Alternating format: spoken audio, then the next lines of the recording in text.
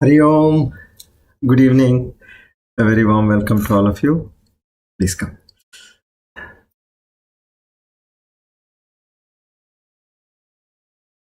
Let's pray together. Om.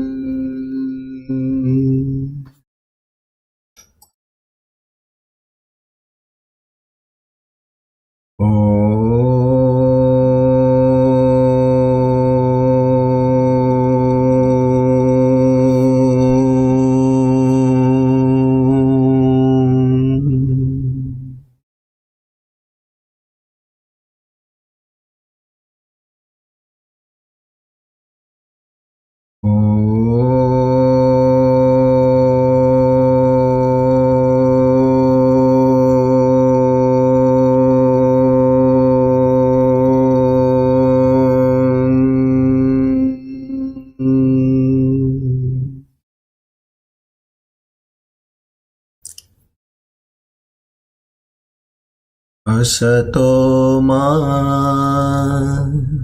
sadgamaya tamaso ma jyotirgamaya mrityorma amritam gamaya Sahana bhavatu Sahano bhunaktu Sahaviryam karavavahai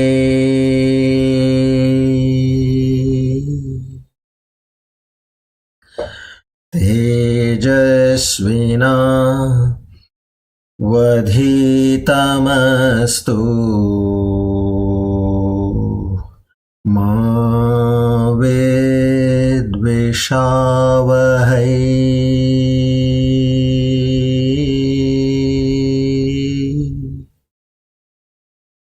Om Shanti Shanti Shanti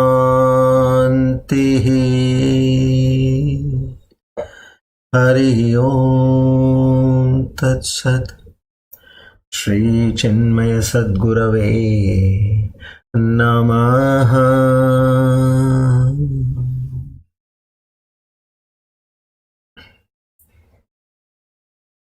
O Lord, the Almighty,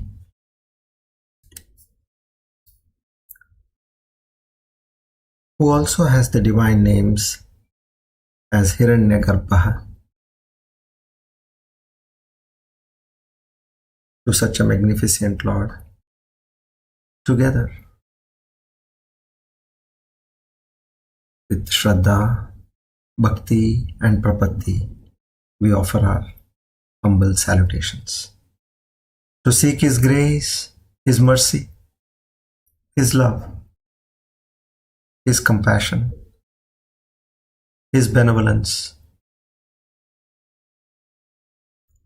His affection,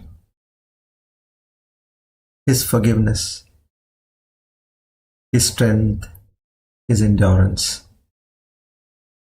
O Lord, bless us with the divine qualities of Shraddha, Bhakti, Jnana, Vairagya, Prapatti and Mumukshutvam in much more quantity, only and only to know Thy true self, have the first-hand experience of Thyself within us, aparokshanubhuti, in this and this very life alone. We again and again beseech in You to grant us this rare and rare privilege. Our humble salutations to the Guru Parampara, who has been guiding us to reach this milestone. Om Tat Sat.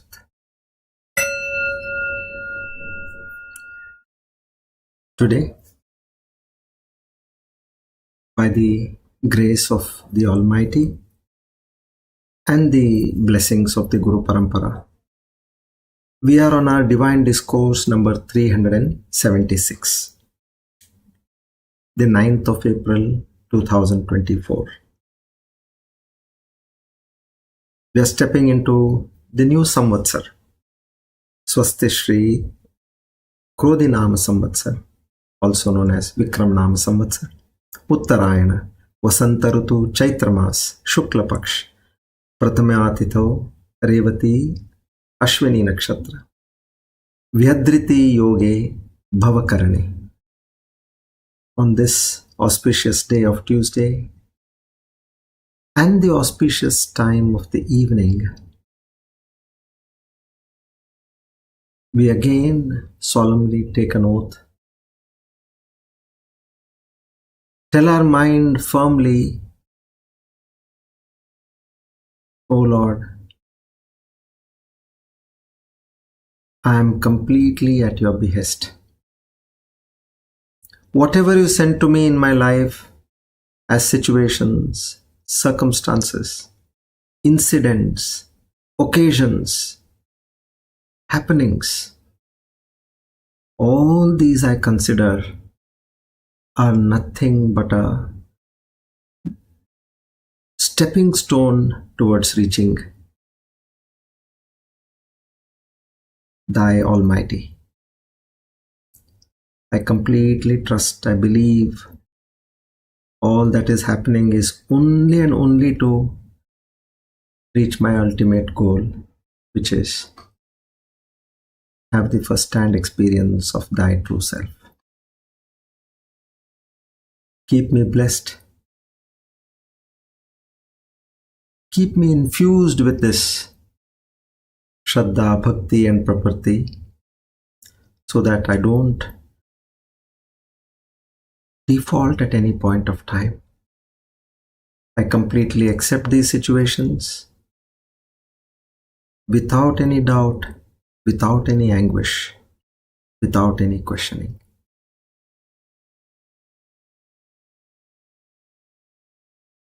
As a prasada buddhi, with peace and fulfillment. Om Tat Sat. Our salutations to the Guru Parampara once again. Om Tat Sat.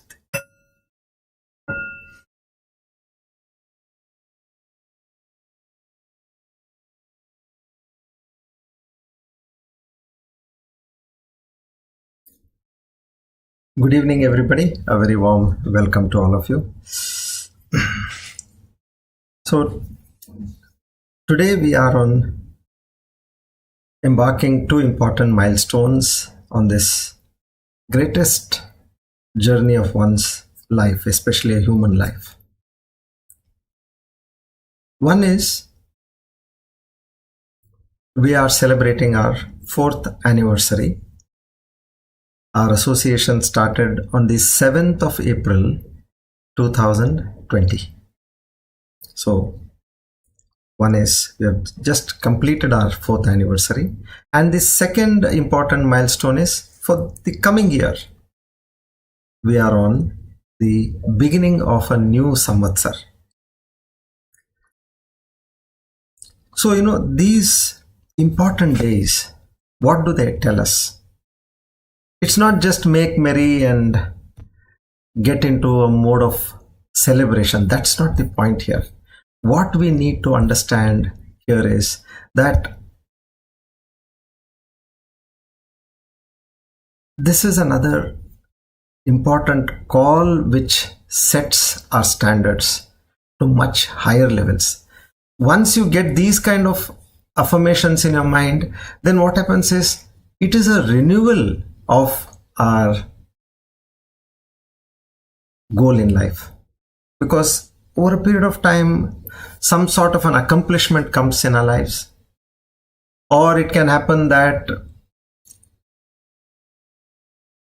along with that complacence, you also dilute yourself. So now here we are not looking at any kind of a dilution or complacency, but we are looking at enhancing our strength. This should act as a fuel where it is further strengthening our speed and dexterity in this direction. One very good thing is, which is real good news for all of us. Now the ones who have stayed in this long journey, let's say you're climbing the Mount Everest. You see, if 100 people start from the base, let's say, as you keep going higher and higher and higher, what happens?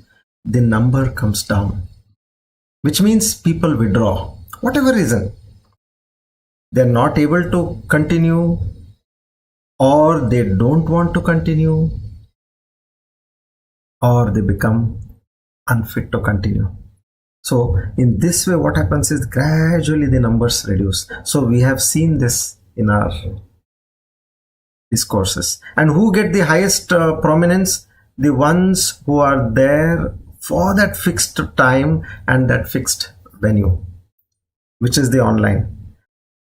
Listening to at our own convenience at some other point of time, what happens is it does not get that priority.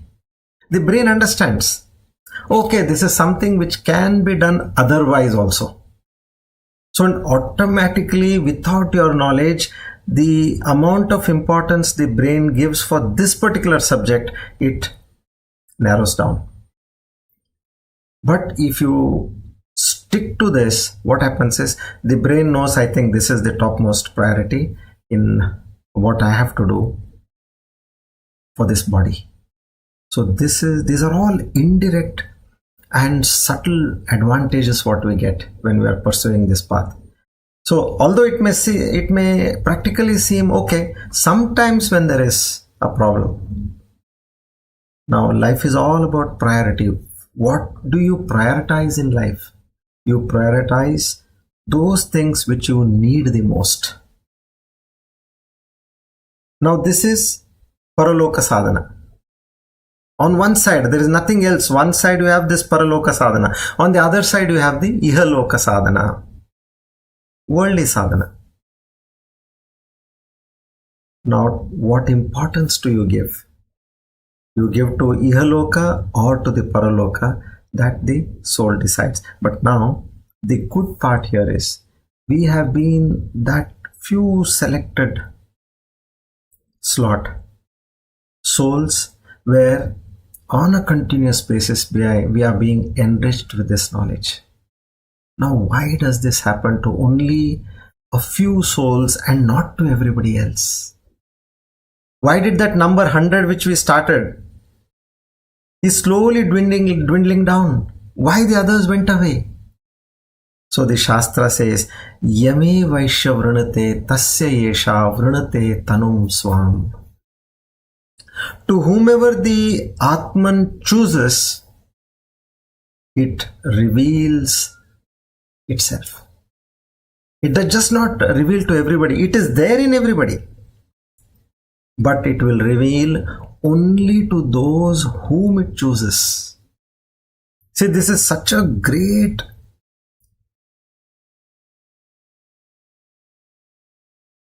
you can call it as a consolation for us. Like, if it has to reveal itself, there is a process.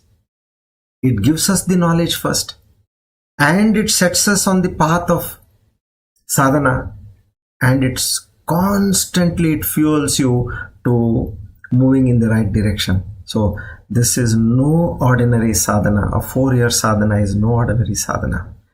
It's not only about the divine discourses, but it is also about continuously re-listening to this, doing your manana. This says on these lines. Now, what is it all about? Then again you go into depth. So that manana is also happening. and slowly you're getting into that nidhi dhyasana state. I'll tell you, just keep doing whatever comes to you, to your mind. Don't be hasty. Don't be too perturbed. You will, without your knowledge, one day you will realize what is being told will become your self-experience. Just take this and be there. Now the Atman has chosen us. That is the reason it is giving this knowledge at this depth.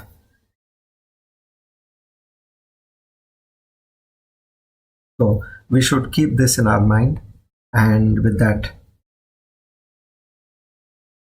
refueled enthusiasm, of course it's all by the grace of the Almighty which is coming, we head forward to reach our sole purpose of life. Okay, now we'll take the shloka 1 and then we move ahead. What had we learnt in the introduction? Anything in this world, even it could be a Devata. Devata like Lord Vishnu, Lord Ishvara, Lord Krishna, Rama, Goddess Durga, whoever it is, and it could be of the worldly possessions.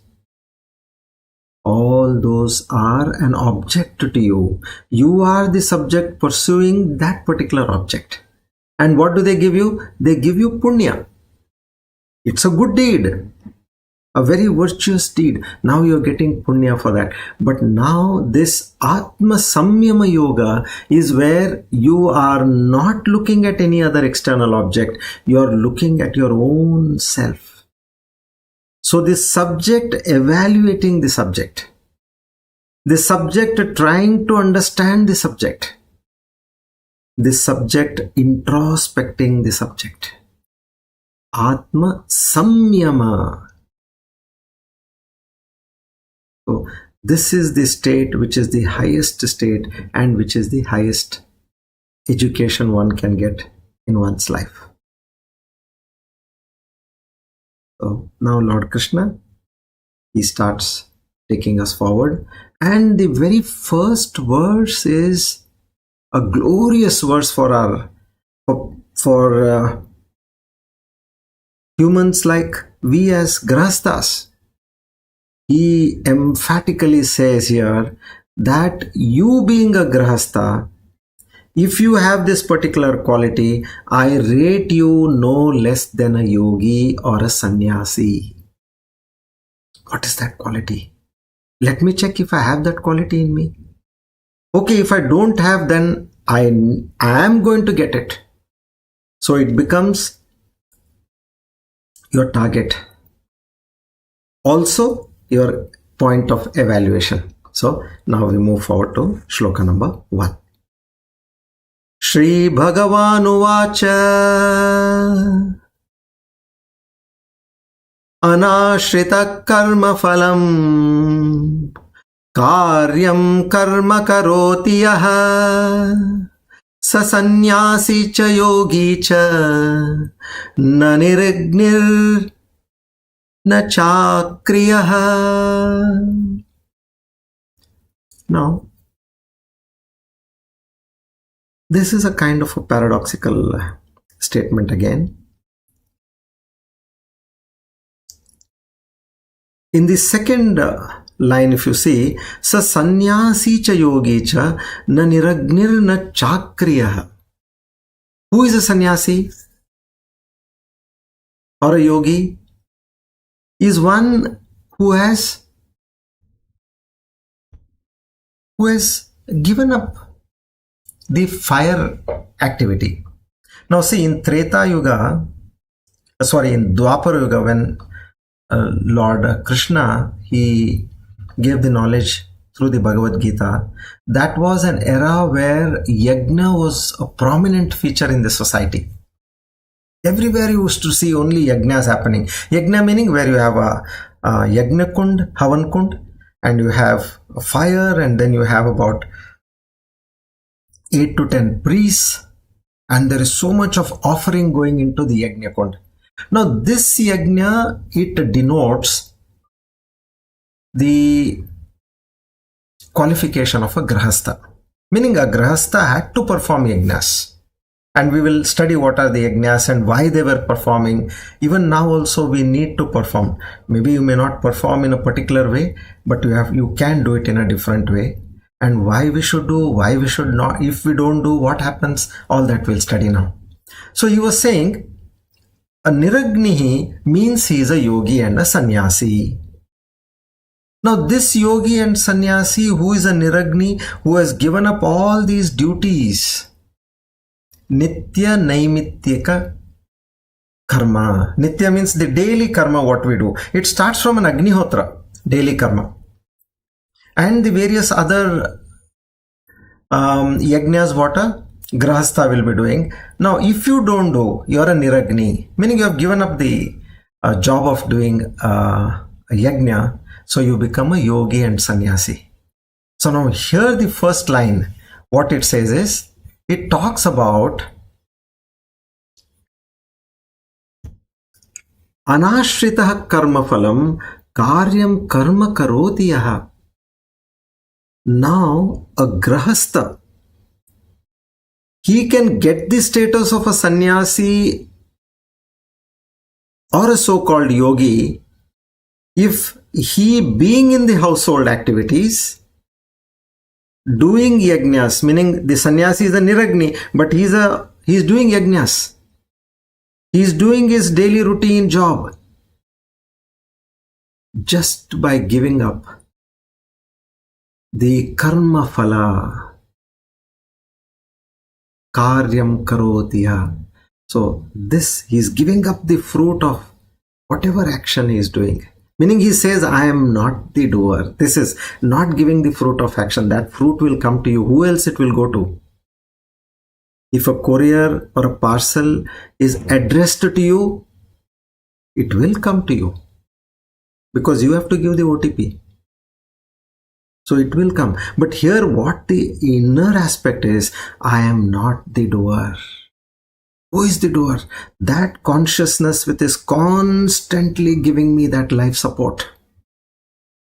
That consciousness is that which is the doer. Now in this state of mind, a grihastha, he does all his activities of a typical, common, normal family man, family life. Okay, this is the crux. Now we'll get into the depth. Now, as we see, lakshartha and vachyartha. Anything you look at, sometimes like somebody says something, what they are saying is vachyartha. Vachya, meaning they are speaking. But lakshartha is something else. Lakshartha means they are indicating laksha, indicating something else. So here Lord Krishna, when he directly says this, what is this niragni and yogi? And here he's saying a grihastha also can become a yogi even by doing yajna. So how a niragni and a yagni can become one and the same? So I'll just tell a metaphor. In South India, especially in the Baniya community, where we call as the Vaishya community, this was about, you can say, 2 generations before. You can easily take 60 years plus.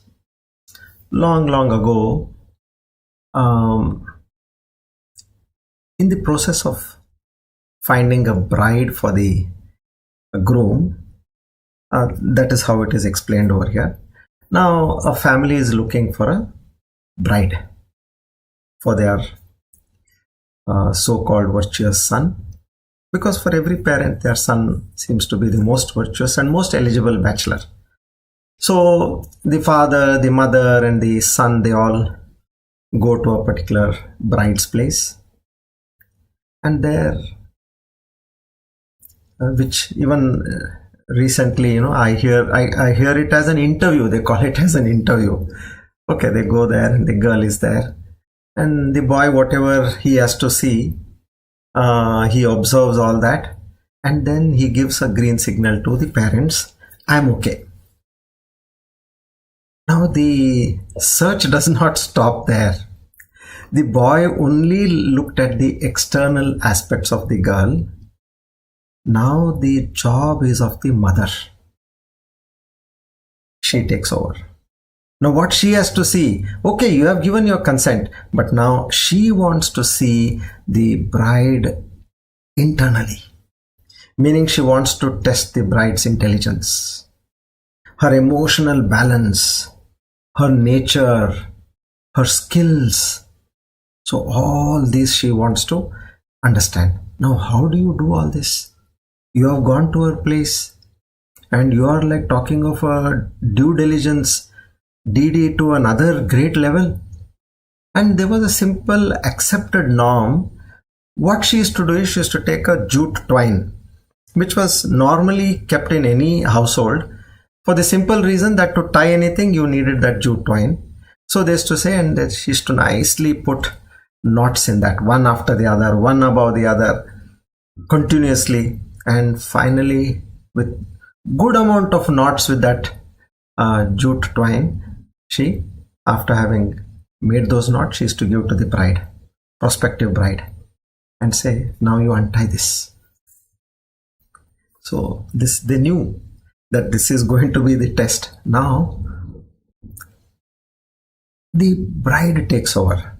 After she is given, the prospective bride, she slowly starts opening one after the other. First she has to examine them.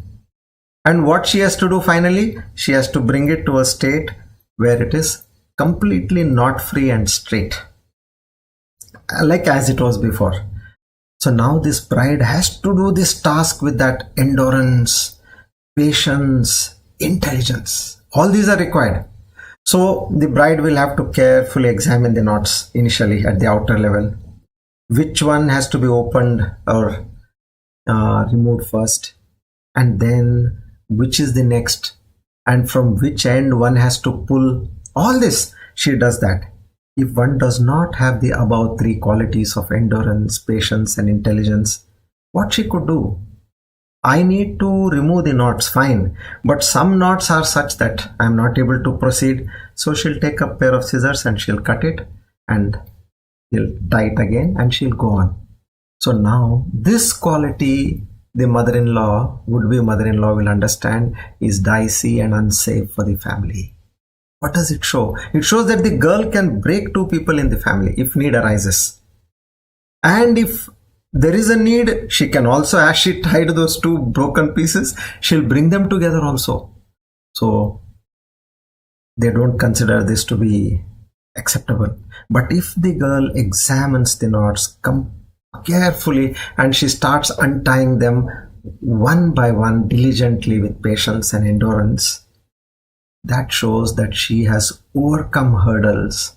She can overcome conflicts in the family. She can overcome the aberrations in the family and keep everyone in harmony and protect the reputation and goodwill of the family.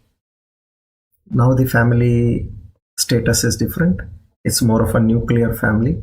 But this was done in a business family where they were looking at, Vamsha Vruddhi. It's a business family. They used to always have an alliance with another great business family where their business and this business, like as the kings used to have basically, where growth in the prosperity of the family. So this way was the test for a prospective bride.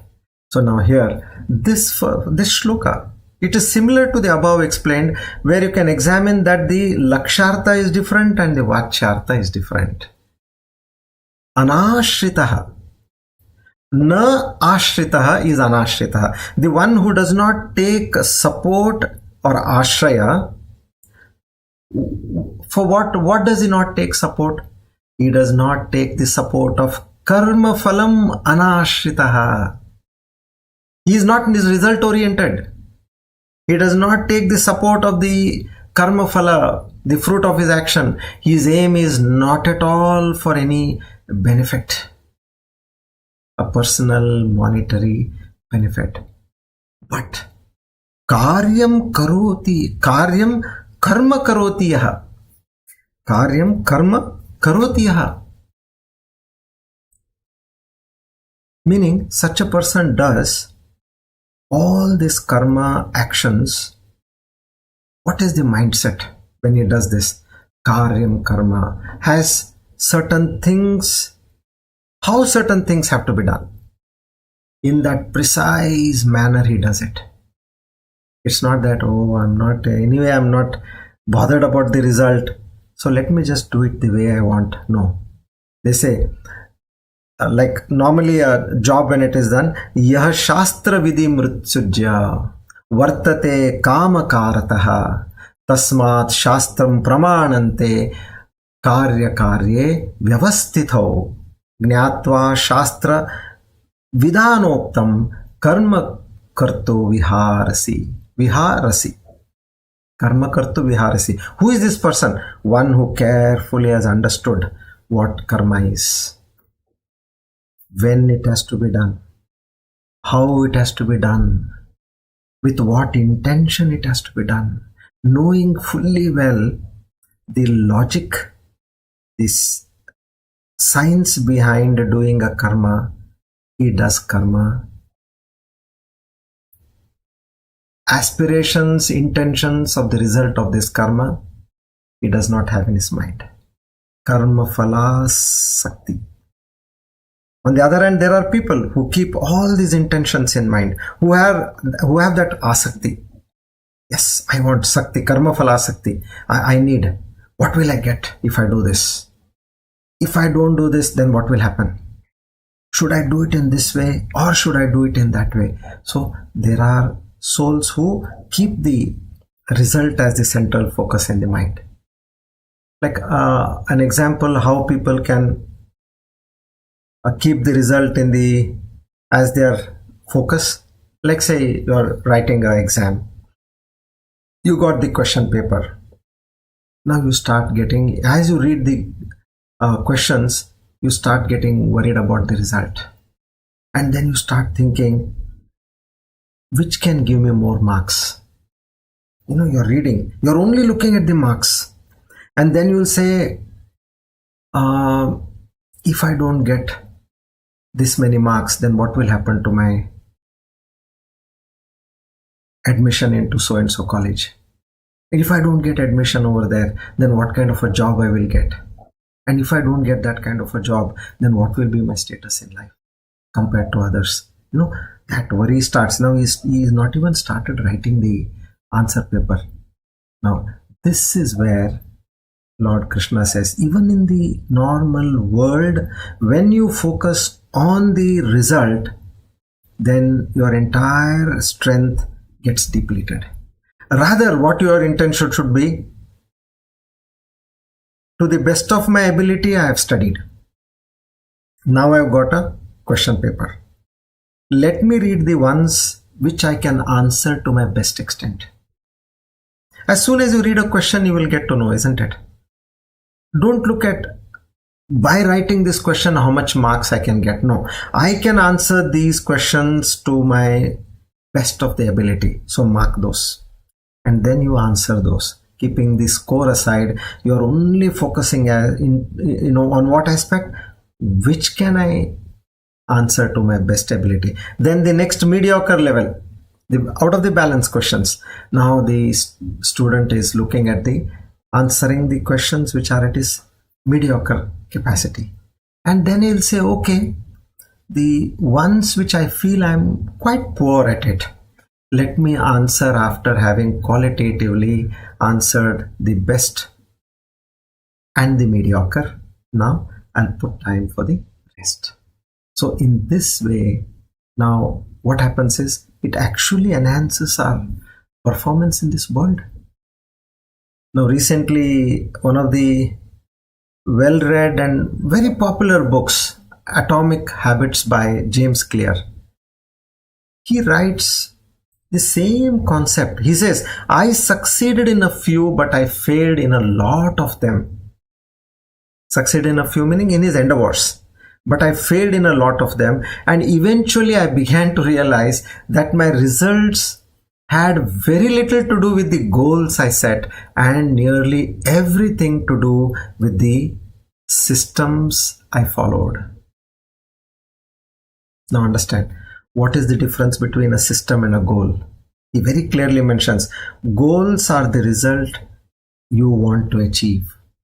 Yes, I want to achieve this. Now, if I have to talk in our language, what is my goal? I want to achieve aparokshanubhuti. What is aparokshanubhuti? That experience of that divine Atman within me. I want to experience that. That is the goal. Systems are about the processes that lead to that result. He says, what I saw was goals were nowhere there, but wherever I followed the systems, I was able to achieve. Now, using the same formula, how do we move ahead in terms of achieving our goals? Don't look at the goal. Look at the systems what you have. Okay, this much of time I have to dedicate on a daily basis, firstly for cleansing my mind, chitta vritti.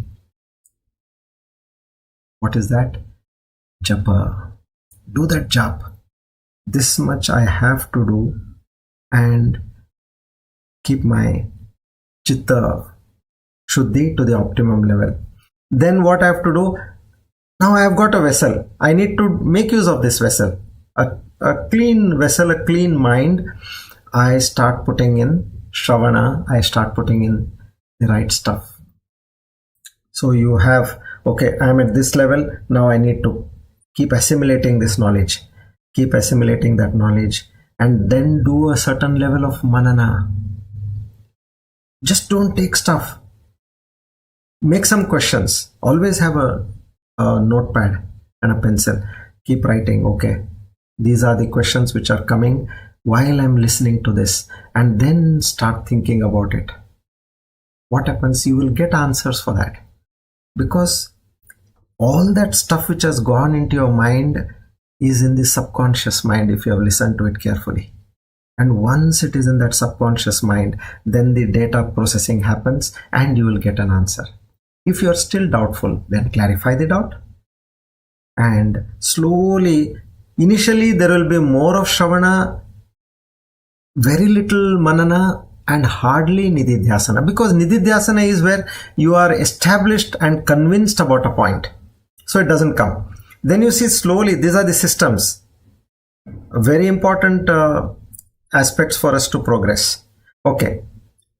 As you progress, Shravana will slowly go down, Manana will increase. The same discourse you are listening to 3 times, 4 times. But now there is a stage where you don't have to listen. Once if you listen, it's enough. Draw the points and do the Manana. You will see that no questions, I've understood everything.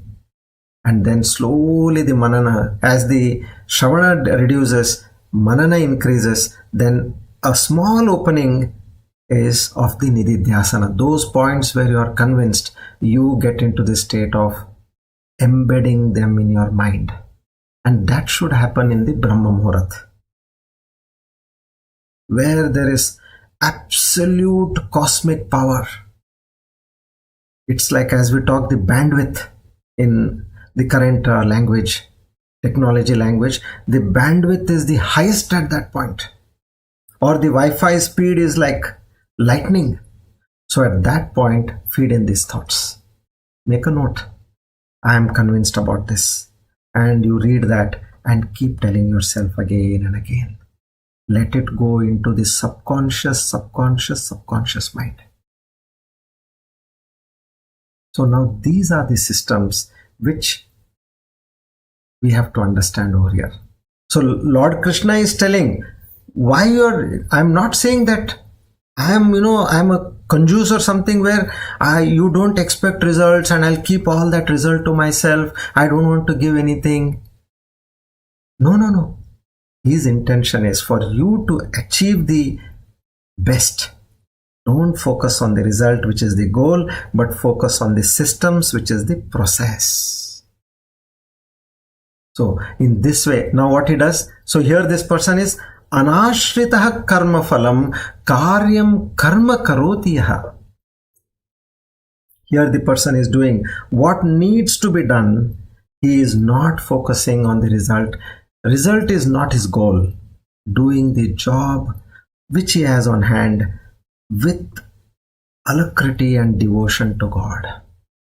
That's it. Karma phalam anashritaha. Now, what is the result of this? You become a yogi and a sannyasi. Now this, let's phrase this. Doing the job on hand with alacrity and devotion to God.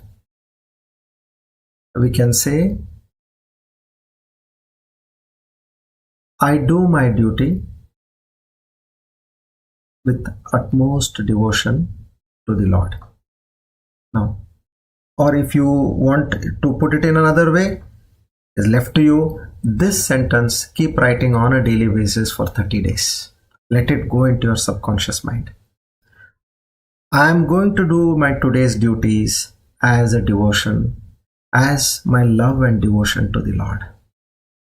Now, this will do that wonder. So, such a person is not phalasakti. Sannyasi. Such a person, he is cha yogi, cha niragni, na cha akriyaha. So now the contradiction starts. Such a person who is devoid of phalasakti, but who is doing all actions, is called to be no less than a sannyasi, no less than a yogi, although he is doing all the worldly activities. How can such a person who is doing all actions be called a sannyasi? What is the definition of a sannyasi? Let's understand that. Definition of sannyasi: sarva karma tyagaha sannyasaha. Sarva karma tyagaha. All actions he has given up. That is one, sannyasaha.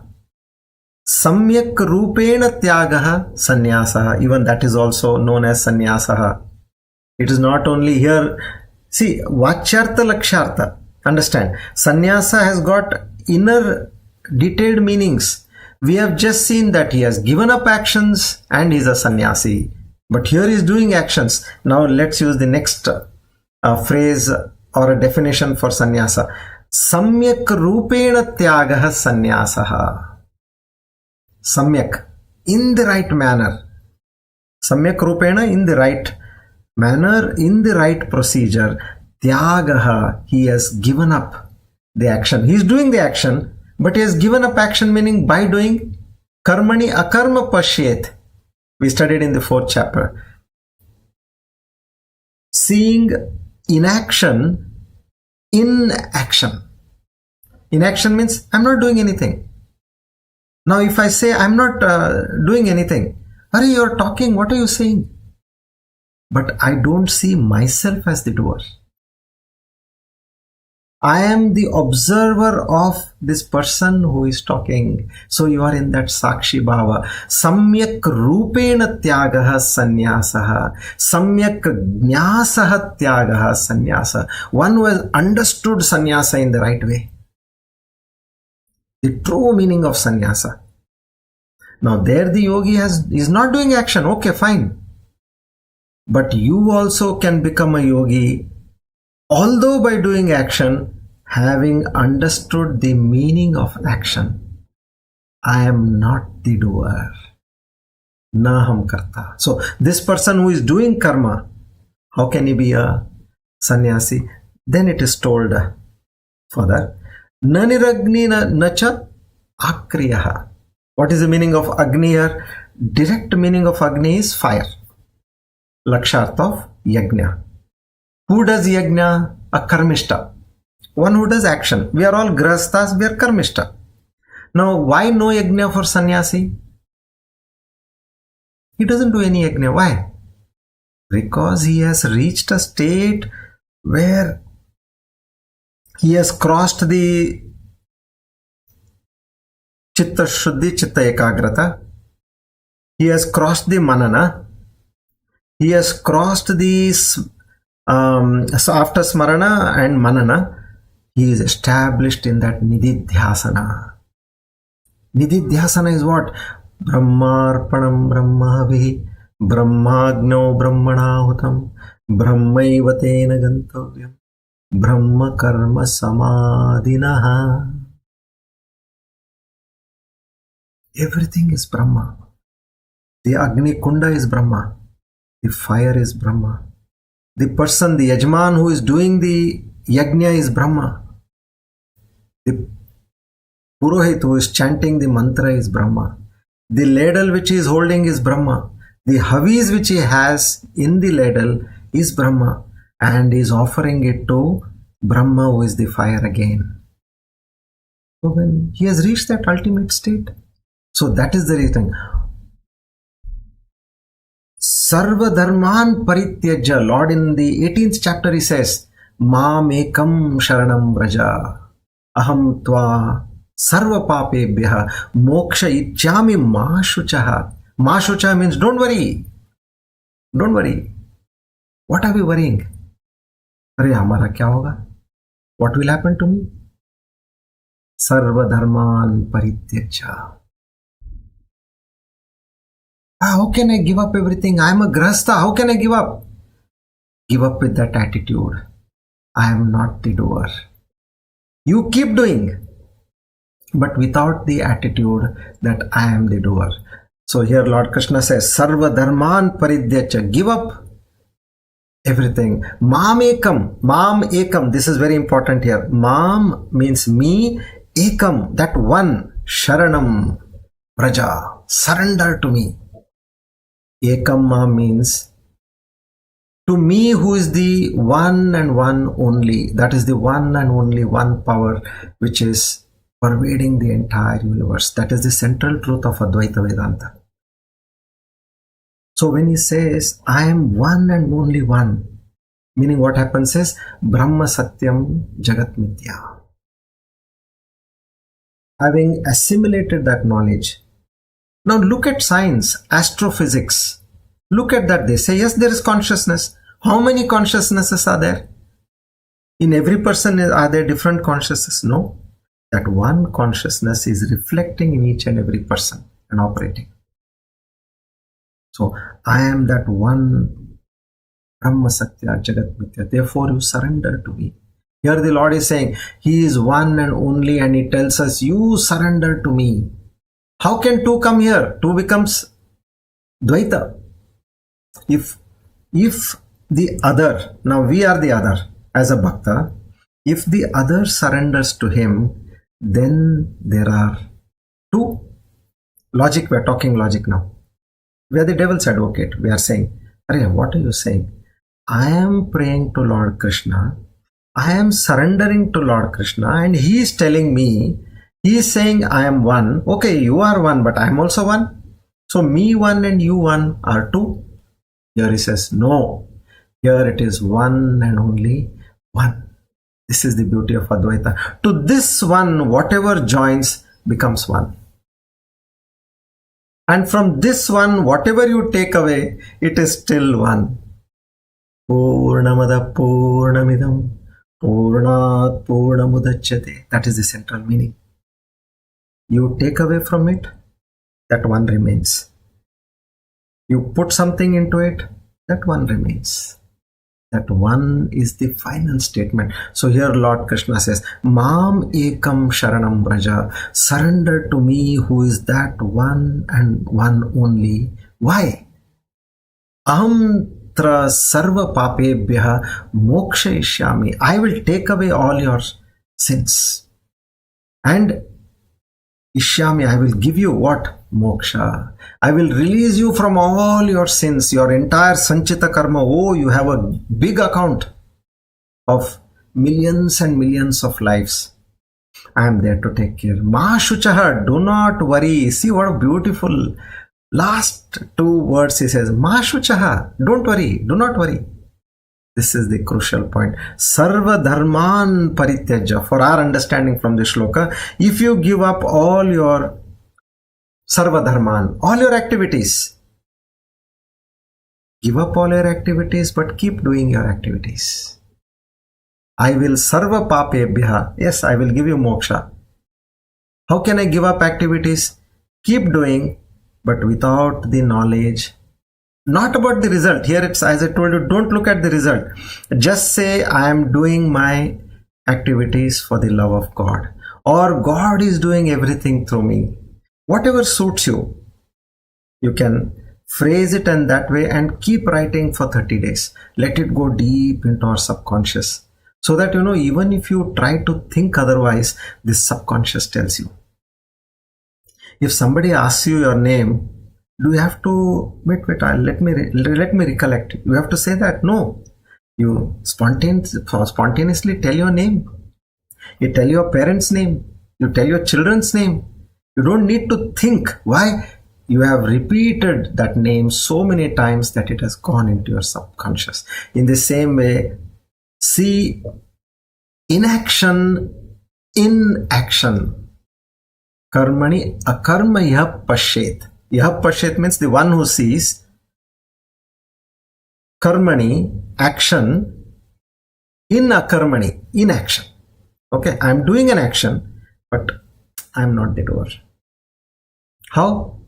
I know that universal power which is constantly, I am connected to that.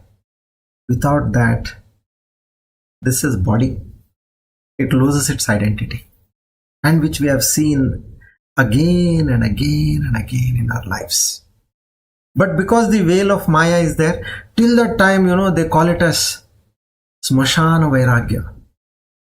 A person, as far as he's going to the funeral ground, he makes all his, like the New Year affirmations, what we make, all the declarations. I'm going to, now from 1st Jan onwards, I'm going to do this. In that way, till he goes to the Smashana, he says, yes, I'll do this. And as soon as he comes out and he has his bath, the veil of Maya takes over. He forgets all his resolutions, all his affirmations are gone for a toss.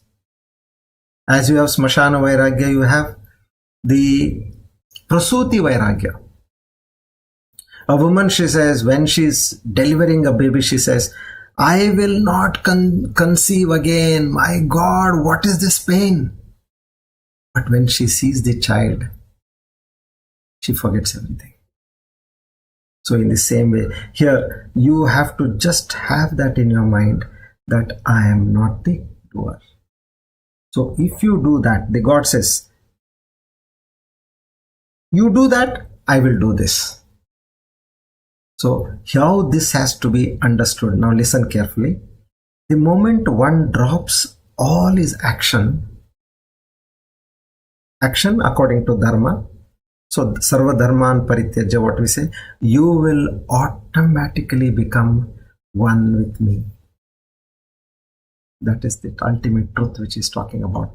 As far as you say that you are the doer, you are different and I am different. But the moment you surrender and you say you are not the doer, then who is there? Only I am left. So what has happened to you? You become one with me. You are going in a boat, in a river, vast Ganga river. Now you put your palm inside the water and you lift. You have a palm of water. Now that palm of water is different from the river. Till the time it is in your palm, the moment you drop it, it becomes one with that gigantic river. So this holding of this palm is like we have confined ourselves with the identity. Simple.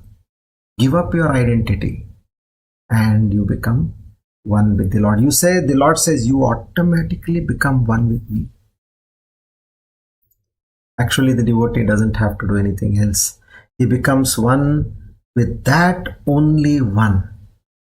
Yame Vaishya Vrunate Tasya Yesha Vrunate Tanum Swam. Who is doing it? The Lord himself is doing it. Just keep going. Akarmani akarmaya pashet. Keep doing everything. I am not the doer. Within. Don't say outside, then they'll admit you to some place for treatment. So now, moving forward, na niragnihi na cha akriyaha. Here Agni means yajna, kriyaha means the yajna karma. So there are 5 types of Agni. This is knowledge for us, the more in-depth knowledge, since we're talking about Agni, karma, all this. So, to a sadhak for whom karma phala is pradhana. Now, we have to ask a question. For me, is karma phala, meaning whatever I am doing, is that result pradhana or is that Paramatma pradhana? What has to come in my life? That as per destiny, as per God's wish, as per God's grace, whatever you call it, it will keep coming. But I am doing for the love and for the worship of, as a worship of the Paramatma. So when Paramatma is prominent, now see the process. When everywhere you make Paramatma prominent, the expectation of phala will naturally die down. I had not understood this. I was only practicing, but then I was observing. That craving for, we have, sugar craving. Like after a meal, you need to have something sweet. Now that happens when you have a sugar spike. A sugar spike meaning where you immediately take carbohydrate, carbs, or you take even a fruit juice. Something which is sweet, if you take, it immediately gives you a sugar spike. And such sugar spikes, what does it result in? It results in giving you that craving for sugar. Okay, so now that craving over a period of time, it goes away when you ensure that the sugar spike doesn't happen in your meal. And I think I've discussed about this. You should eat your veggies first, and then you should have your fats and proteins, and after that you have your carbs, and then you can even have desserts. If you follow this process, this spike comes down. So when I was doing this offering of my work practically, I noticed after a while, I'm doing my job, but I'm not interested in the phala. Earlier it was like, before starting the job, you make estimates. And then you keep monitoring while you're doing the job, am I going towards the estimate which I've made? But then I realized that why that craving is not there. Because when you take Paramatma as your supreme, then the craving also will fall down. So such a person will do actions. Of course he will do. He will do carefully, he will do diligently, he will do lovingly. He will keep doing. But the quest for Paramatma is overtaken more than the actions what he's doing or the results what he wants. Like for example, let's say I want to conduct a puja at home. It is festival. I want to conduct a puja. Now I need flowers for that. And what I do is, I go to the nearby market. I see there are not so good flowers. Now then, I go to the next market. There also I see for some reason there are flowers are not to my liking. Then I go further away, which is maybe 45 minutes away or 1 hour away from your place. Now here, it is not that I'm interested in the flowers. My interest is only on the devotion and making the particular puja, which is the offering, to the best extent. So here, when you are doing any work, you are doing in such a way that I'm going to do it to the best of my capacity. So how do I connect to my work, karma here? All my actions, karma, is like that archana to my Lord. As I'm doing, I'm offering archana. Keep offering. I'm speaking. Yes, this is the Archana happening at the feet of the Lord. I'm cooking. This is Archana happening at the feet of the Lord. I'm learning something. This is Archana happening at the feet of the Lord.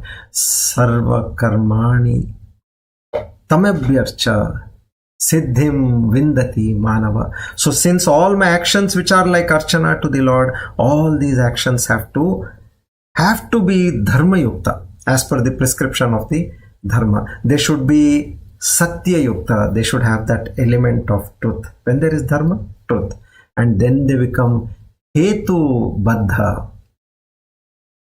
There should be no defect in the karma done by a sadhak.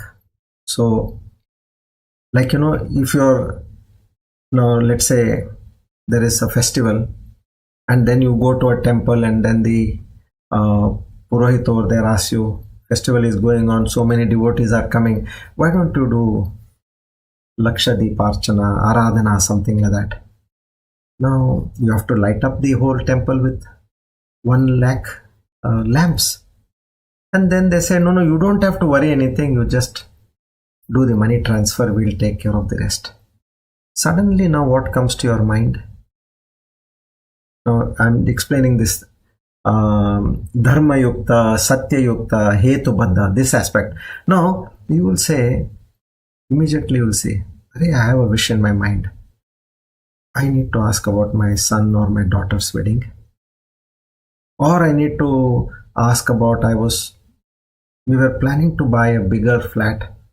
So can I ask for that?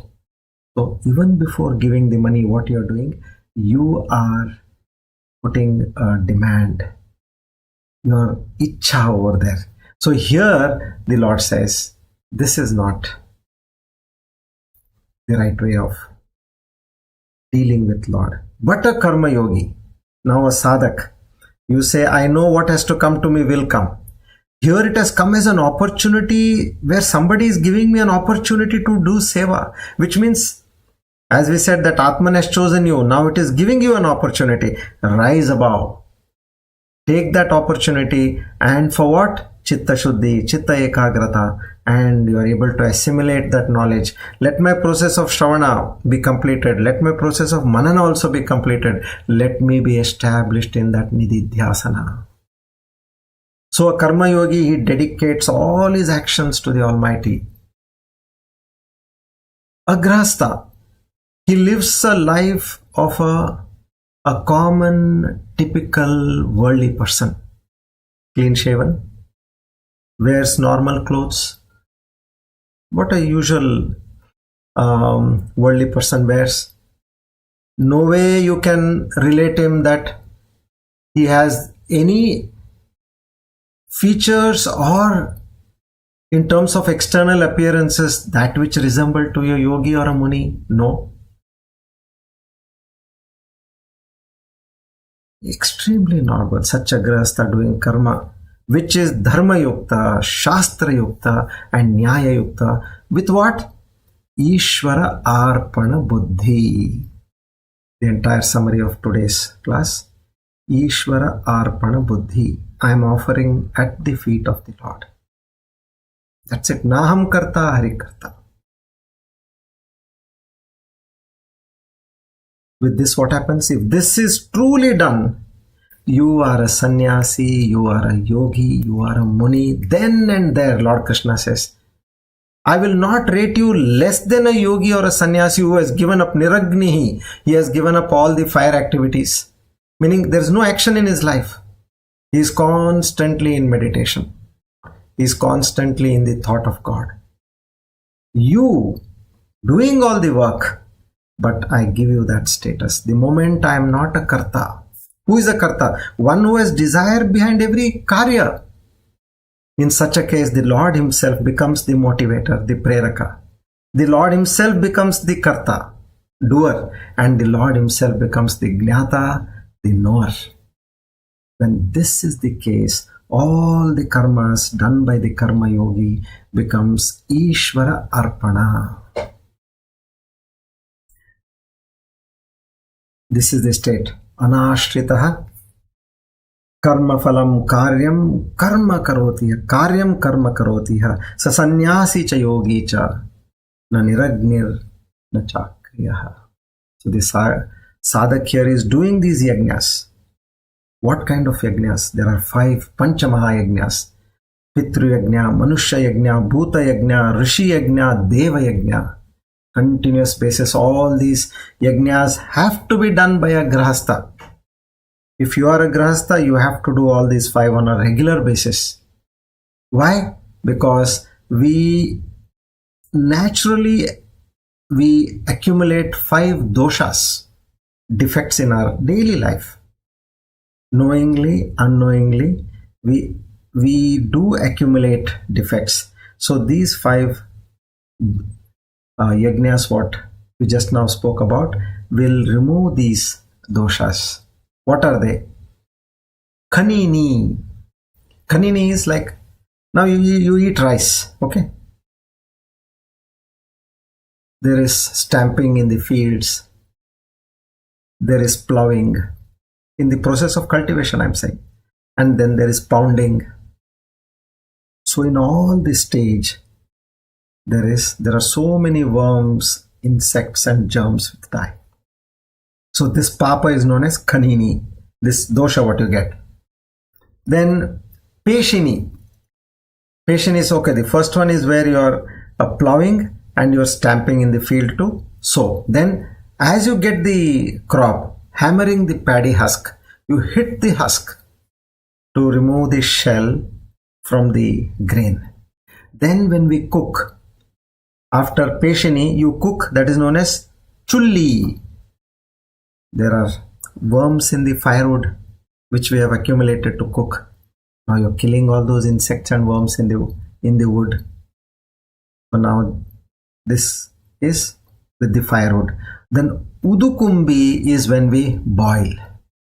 When we boil, there are so many bacteria in the air. All of them, they die. Margini. So when we are cleaning the house, when we are swabbing the floor, when we are cleaning the cobwebs, dusting, so we are also killing so many insects. So this Panchasuna Grihasthasya Sadhyah Swargam na Vindati. He says this Panchasuna, these 5 sins, Suna sounds like tsunami. This Pancha, 5 Suna, these doshas, they will obstruct Grihasthasya, to a Grihastha, Sadhyaya Swargam, who was eligible for a higher loka like heaven, na Vindati is not available, or he becomes ineligible. Panchasuna. So these 5 sins of a Grihastha will obstruct him from going to the Uttamagati or higher worlds. So all these are inevitable in life, where we have to live, and we are accumulating this pratyavaya dosha, they call. Knowingly, unknowingly we commit sins. So if I have knowingly done, I understand. If I have unknowingly done, I would not even know how do I get saved from these sins. So this Panchamahayagna is the cure, which we do for Pitru, Manushya, Bhuta, Rishi and Deva. So a Grihastha who does this Panchamahayagna will be released from the sins of the Panchasuna, and he will go to the higher worlds. Now let's come to the Niragnihi, meaning Nacha Kriya. So here Kriya is not just action, worldly action, but the actions prescribed by the Vedas. This Grihastha is doing all the actions which is prescribed by the Vedas. Nitya Karma, like as you do your Sandhyavandan, all your duties which you need to do on a daily basis. Now the logic behind is, if you do Sandhyavandan, you will not get Punya. But if you don't do, you will get Papa. This is the logic. Naimittika Karma, like you are doing your Pitru Pinda Pradana, you are doing pilgrimages, you are doing Dana, you are doing Amavasya Arghya, all this Tarpana, what you do, Naimittika, occasional and which are obligatory duties. Then you do Kamya Karma, which you desire by Sankalpa. Sankalpa is where I have a desire. I wish I want to get a good job. I want to get a good a school for admitting my child.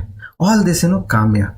And then they say nishiddha karma. He is completely away from the prohibited actions.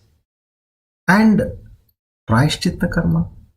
So now knowingly, unknowingly he has done some mistakes. So he does the prayashchitta karma.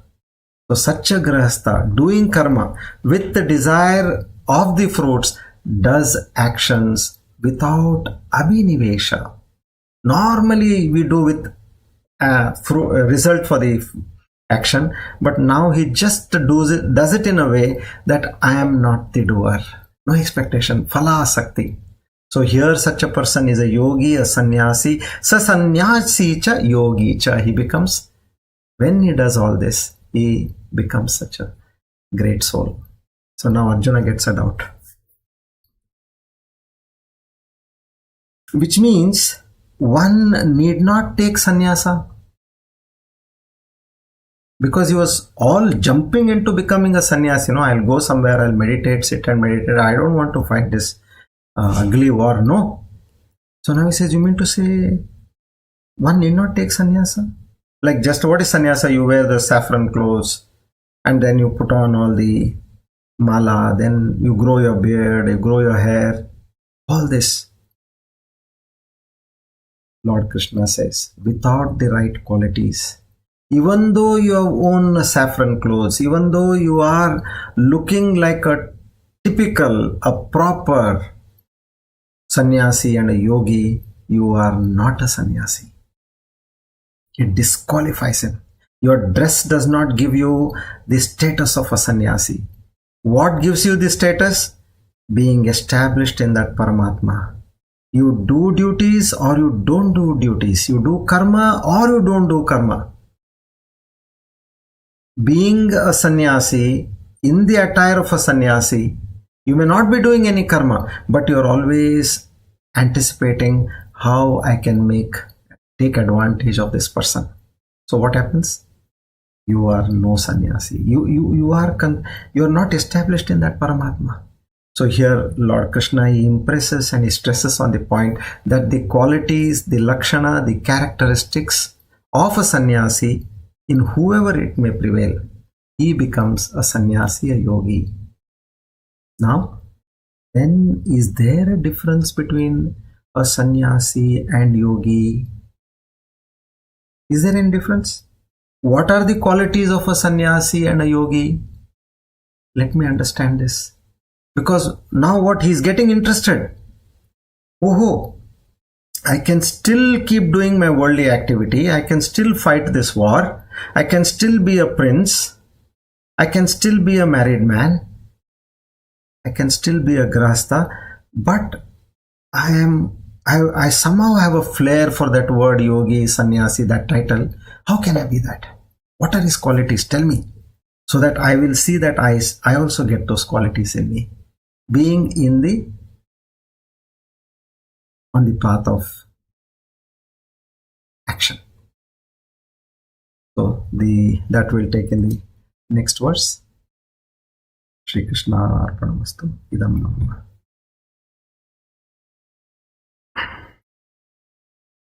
So in the next class we'll take up. Now we'll do the Vishnu Sahasranama.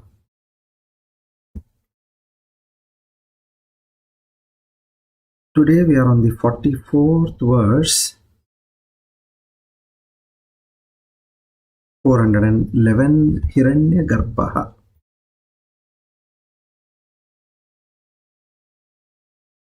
Vaikunta Purusha Pranaha Pranada Pranava Prutuhu Hiranya Garbha Shatrugno Vyaptur Vayuradokshajaha.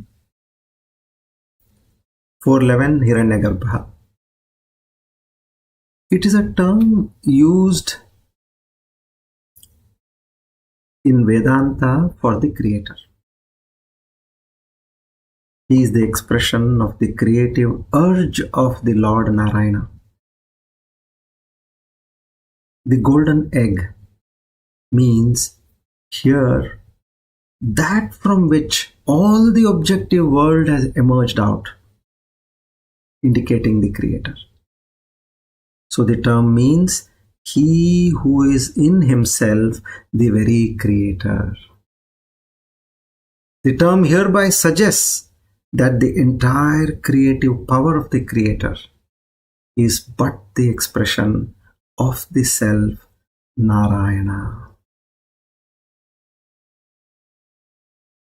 To such a Lord who knows his ways,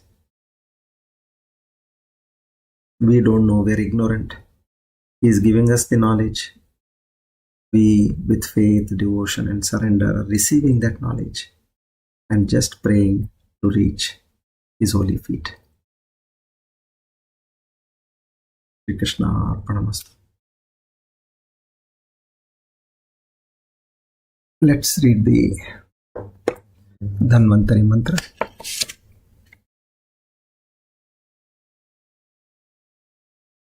Om Namo Bhagavate Mahasudarshanaaya Vasudevaya Dhanvantaraye Amrutagalashahastaya Sarvabhaya Vinashaya Sarvaroga Nivaranaya Trailokyapataye Trailokyanidhaye Shri Mahavishnu Swarupa Shri Dhanvantari Swarupa Shri Shri Shri Aushadha Chakra Narayanaya Swaha. Om Namo Bhagavate Mahasudarshanaaya Vasudevaya Dhanvantaraye Amrutagalashahastaya Sarvabhaya Vinashaya Sarvaroga Nivaranaya Trailokyapataye Trailokyanidhaye Shri Mahavishnu Swarupa Shri Dhanvantari Swarupa Shri Shri Shri Aushadha Chakra Narayanaya Swaha. Om Namo Bhagavate Mahasudarshanaaya Vasudevaya Dhanvantaraye Amrutakalashahastaya Sarvabhaya Vinashaya Sarvaroga Nivaranaya Trailokyapataye Trailokyanidhaye Shri Mahavishnu Swarupa Shri Dhanvantari Swarupa Shri Shri Shri Aushadha Chakra Narayanaya Swaha.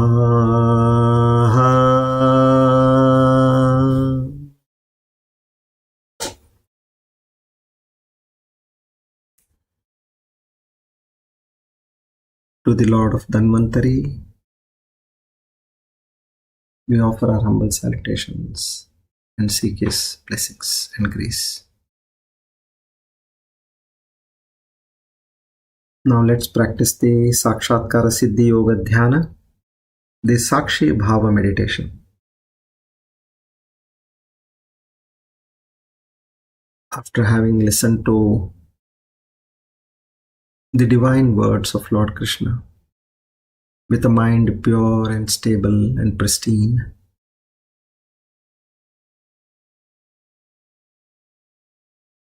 we are seated with head, neck and spine in a straight line, not stiff but relaxed, but yet straight. Let's take a few deep breaths. Inhale and exhale as much as you can.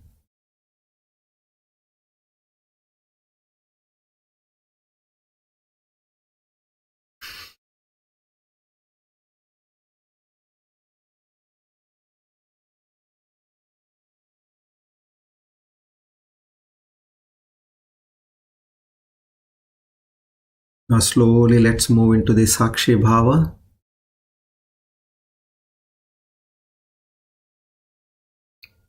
Those of you who are not in the Sakshi Bhava, now separate yourself. Become the witness, observer of the so-called you. Observe the mind.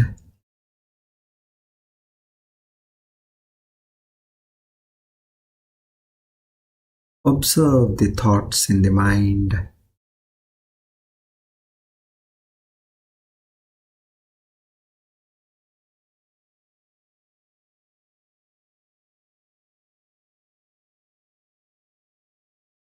Don't be judgmental. Pay no heed to the thoughts.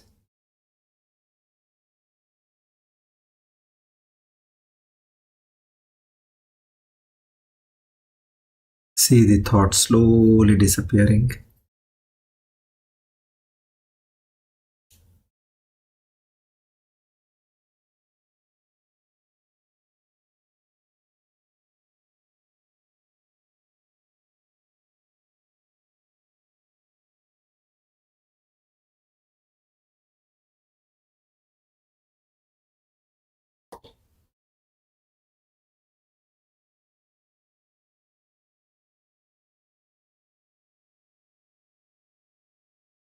Come to a state where there are no thoughts.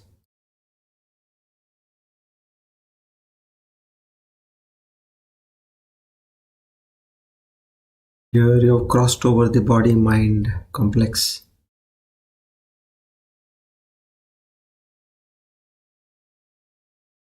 How do I know that I'm in a state of pure consciousness? Where there is no desha, no kala, no vastu. Desha kala vastu. You are not in any time frame, kala. You are not in a particular place, desha. You are not in any object, vastu.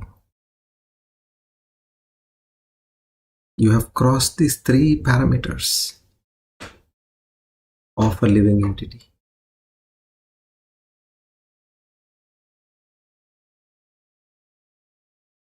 And that happens when you dissolve your mind, mano nasha.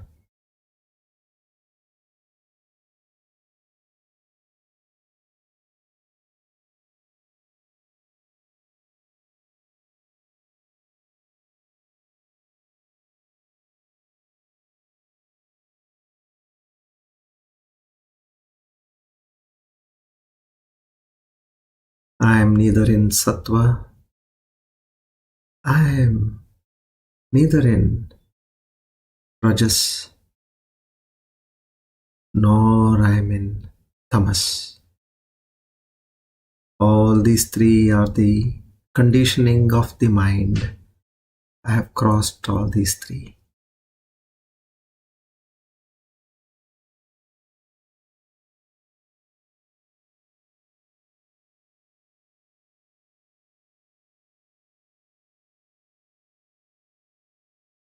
I am neither in the waking state,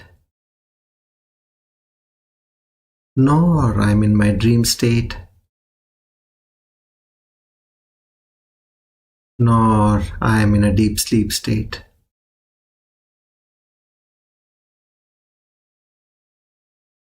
I am the observer of all these three states.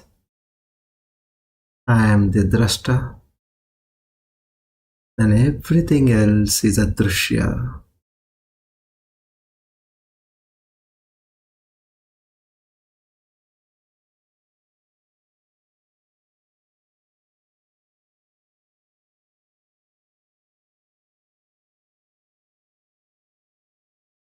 I am not the stula sharira.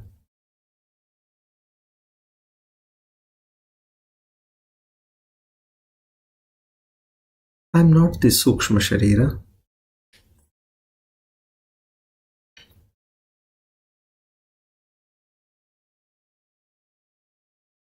I am not the karana sharira.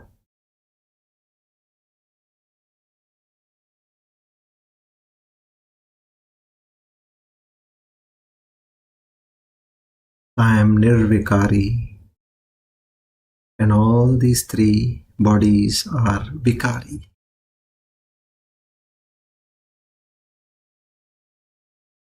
I am that chit. I am that chaitanya shakti. The rest all is jada.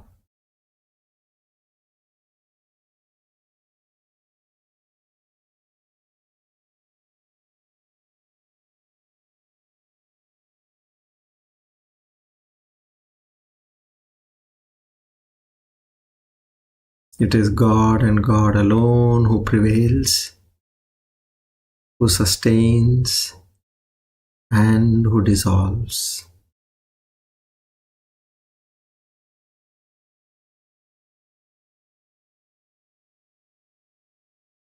Jiva is like the wave in an ocean.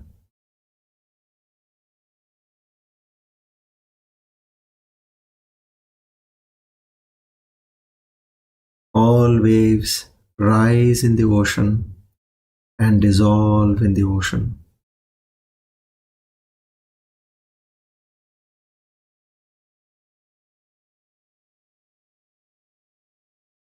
Ishvara is like the ocean.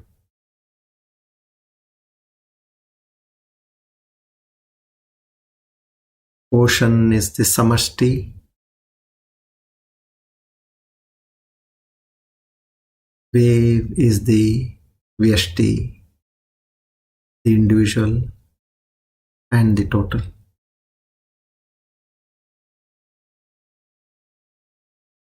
But the supreme truth is the water. Parabrahma, Paramatma, pure consciousness.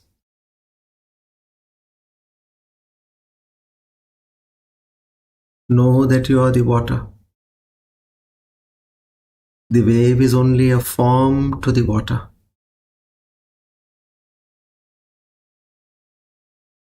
Dancing as a wave, know that your true self is nothing but water.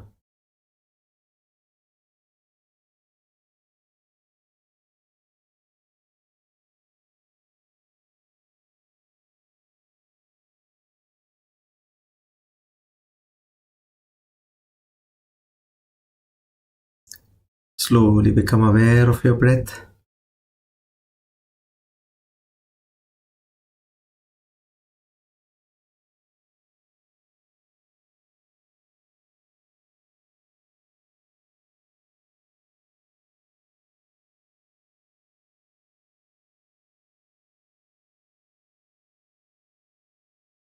Become aware of where you are situated.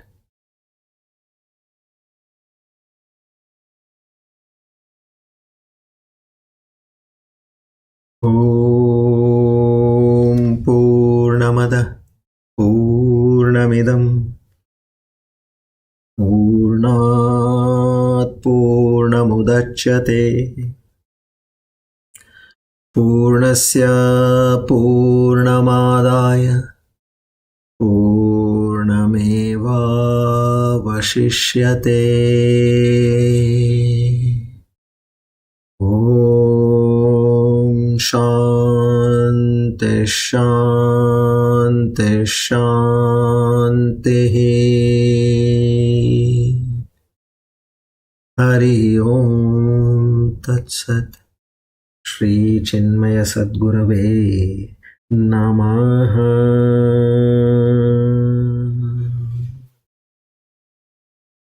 Rub your palm, place them on your eyes. Slowly and gently open your eyes. Together, we offer today's Gita Jnana Yajna at the lotus feet of the Lord. Naham Karta Hari Karta Hari Preranaya Hari Prityartha. Shri Krishna Arpanamastu. Idam Namama. Om Sat.